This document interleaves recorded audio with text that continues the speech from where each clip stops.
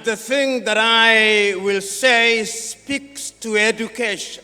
You know, today, when we talk about Africa, we talk about her in the manner in which we know her after the colonial project.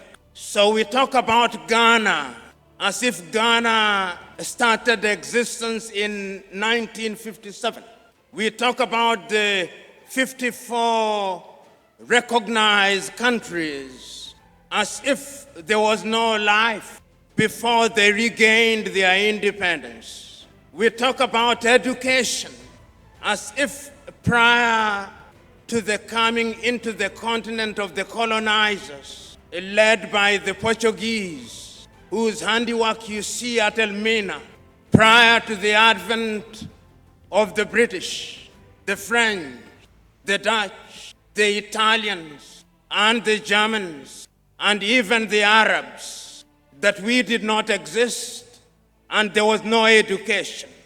That is a falsehood. We know that when the Europeans were still living in darkness, here in West Africa, they were organized kingdoms. We know there were universities. We know there was education that did not entail the issuance of certificates as the badge of education. If you ever doubted this, you only have to familiarize yourself with the works of Senegal's Cant. Cant reminds us that the Greeks learned their mathematics here, that their theories of construction were learned here, that there were great artists here. Africa had a golden age. But we must never make the mistake of romanticizing the past and forgetting that we have now and the future to live for. Indeed, our very presence here, under the theme Empowering Minds and Shaping the Continent for the 21st Century, is a reminder to us that we have a duty to reclaim our past. And what we are doing here has been done several years before.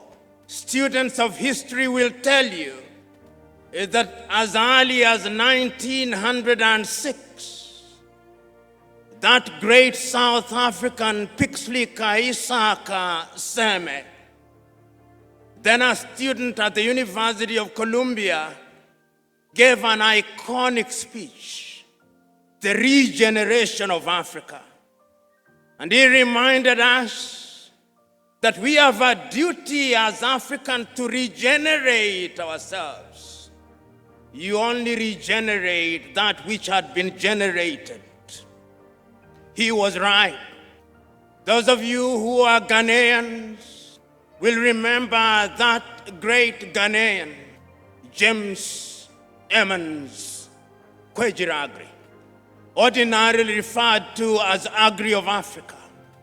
And you'll remember him reminding us that although we have courtesy of colonization been fed on chicken feed for too long, we are eagles and we can fly and soar. We are here to remind ourselves that the time is now to reimagine and to rethink Africa. We must also remind ourselves that when we talk about Ghana, we must never make the mistake of confining ourselves to the geographical space that is called Ghana. We must remember those iconic words and immortal words of the Osagyefo Kwame Nkrumah. On the day when you celebrated the regaining of Ghana's independence, and you said, the independence of Ghana means nothing if the rest of Africa is not independent. And he did not just mean the continent of Africa. He meant our kith and kin in the diaspora, to be found in the Caribbean, to be found in the United States of America, to be found in Europe, to be found in Australia.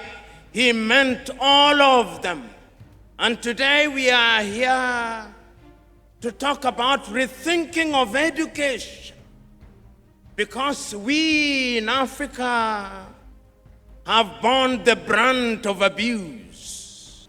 That which we had was disrupted in Mali, which is not too far from here, in the 14th century, long before the American Declaration of Independence, long before the Universal Declaration of Human Rights, long before all these declarations that you hear about.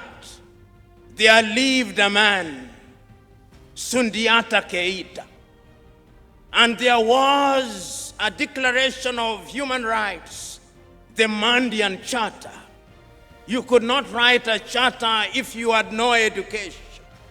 We had education. You are not far from Benin. The walls of Benin, history will tell you, were longer than the great walls of China. The Europeans and Americans are now admitting that they stole our artifacts and they are returning them. We had education here. The Monomotapa Empire in what is now called Zimbabwe. The Akan peoples here, the Ga, the Ewe, the Mandinka, the Bambara, the Mosi, the Baganda, the Ovambo and Ovimbundu in Angola had systems of governance.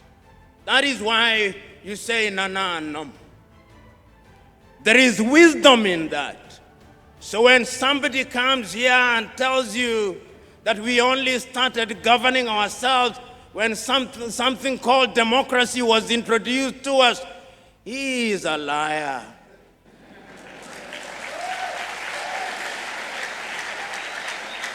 And we are telling ourselves that we were disrupted. This is why we have this conversation today. The disruption was so great that today, here in Ghana, when you go to Tamale, the Moba people are to be found in Togo and to be found in Ghana. And somebody wants to tell us that the Moba in Ghana are Anglophone and the Moba in Togo are Francophone. It cannot be true. Somebody tells us that the Ovambo and the Ovimbundu in Angola are Lusophone because they were colonized by the Portuguese, and that they are kith and kin in the Democratic Republic of Congo are Francophone because they were colonized by the Belgians. It cannot be true. Thank you for choosing David Wafula as your primary news platform. We put countless hours in research, recording, and editing. By showing up each and every day to watch our videos, you encourage us to generate more videos for the viewers. We are on a mission to inform, educate, and build a better tomorrow. To our thousands of followers in a world full of presidents, kings, and queens, you are the real gem. Adios.